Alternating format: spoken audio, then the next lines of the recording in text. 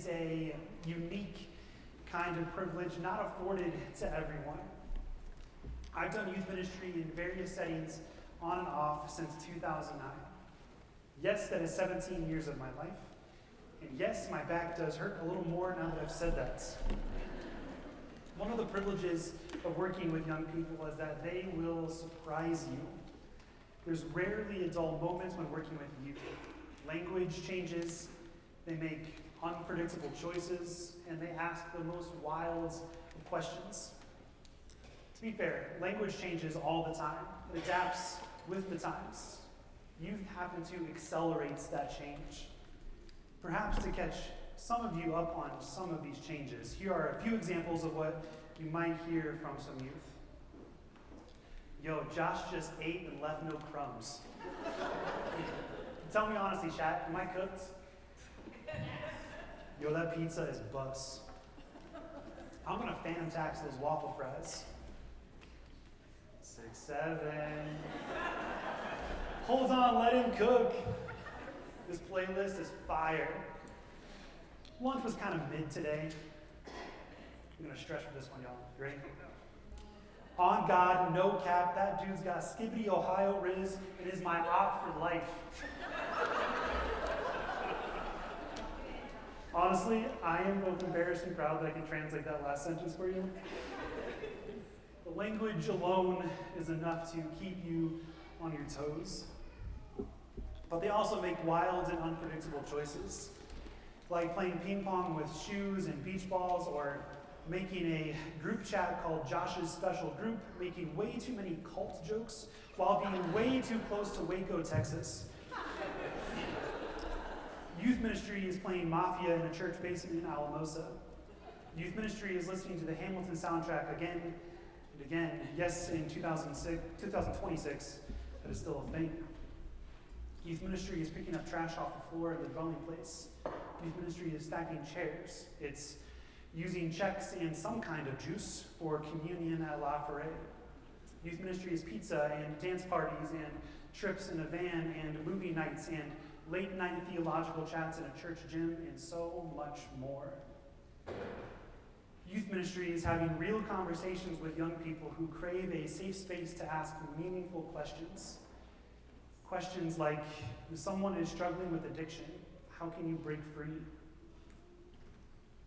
I'm scared about politics. What has our world become? Can I adopt a lemon? Why are you bald? Why is there so much school shootings? What should I believe about abortion? To what extent is the Bible right and how much is morally correct?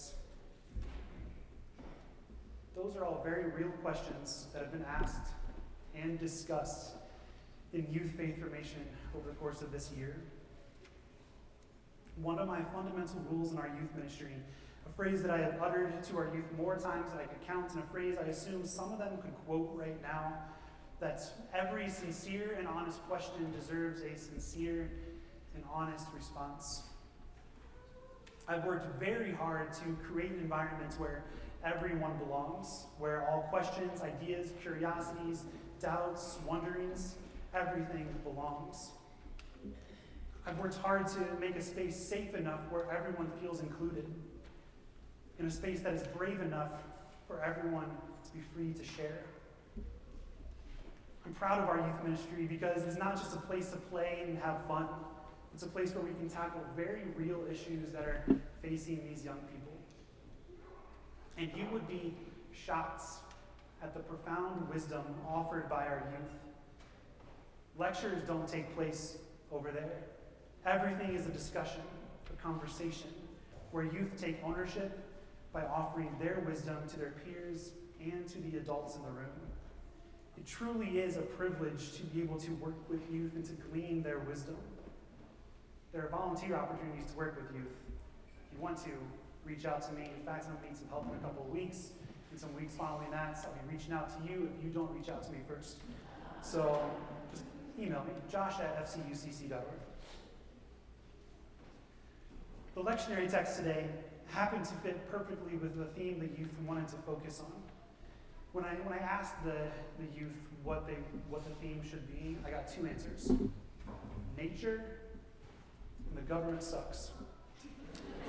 So we're going to leave some stuff in there. This is a passage that's familiar to most of us, and we sing a section of the passage at the end of many of our services. What does the Lord require? Micah 6:8. He has told you, O mortal, what is good. And what does the Lord require of you but to do justice, to love kindness, and to walk humbly with your God? It seems so simple, those three things.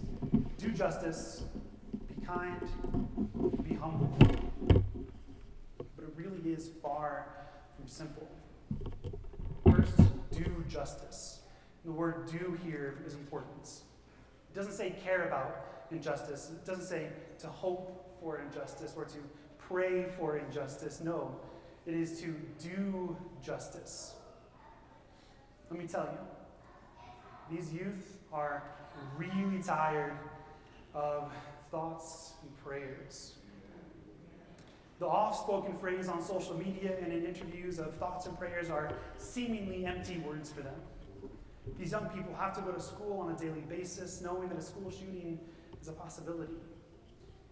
They have regular drills to prepare for it. Let me tell you, thoughts and prayers don't stop a bullet. The prophet Micah and these youth do not simply want words.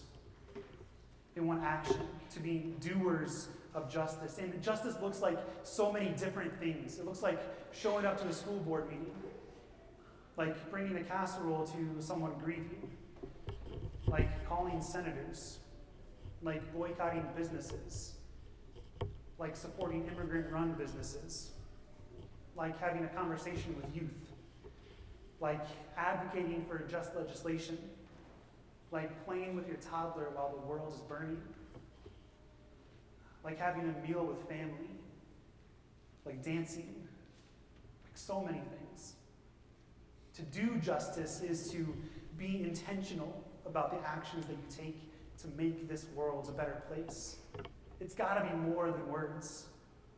We can be clever, we can be creative, but we must be intentional. These youth have ideas about what justice looks like.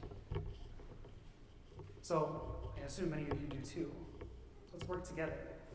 Let's make this world a better place. Then there's the call to be kind. There is a lot of cruelty in the world. There's a near constant temptation to act selfishly, to treat others as an obstacle to your own satisfaction. We are tempted to neglect a very simple request of being kind to one another.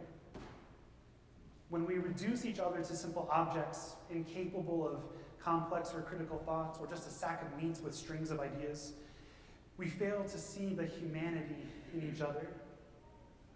But we've been called to love our neighbors. That includes those who disagree with us.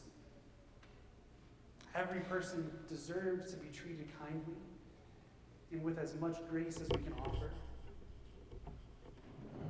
It's not us versus them. In truth, there is only us. The recreation of the world will not come through a victory of arms or defeat of an ideological enemy. The world can be recreated when bridges and tables are built instead of walls and weapons. And then there's the call to be humble, to walk humbly. It's really tempting to think that people who disagree with us are somehow lesser informed, lesser in morals, lesser in whatever. Pride tempts us to elevate ourselves, elevates our ideas above others, to make us truly believe that we are better. It's easy to think that the world is simple, that there is right and wrong, that there is good and evil, black and white. It's easy to think that in that binary world that we are the ones who are right, that we are obviously good, and that they, whoever they are obviously wrong and evil. To walk humbly is to admit that the world isn't that simple. It's to admit that we do not know everything. It's to admit that maybe we could be wrong. To admit that frees us. It frees us truly to get out of our own way so that we can embrace our neighbors. If we remove the obstacle of seeing our neighbor as someone less than, then we can begin the path of understanding. Then, once we begin to understand our neighbor, then we need no longer be afraid of them. Then we can choose the path of love.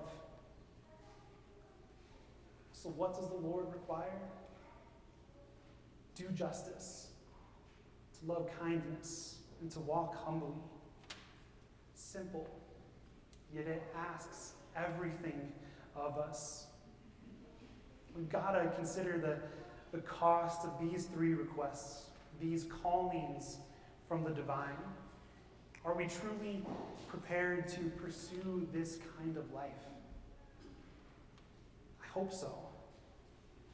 The future of our world depends on it.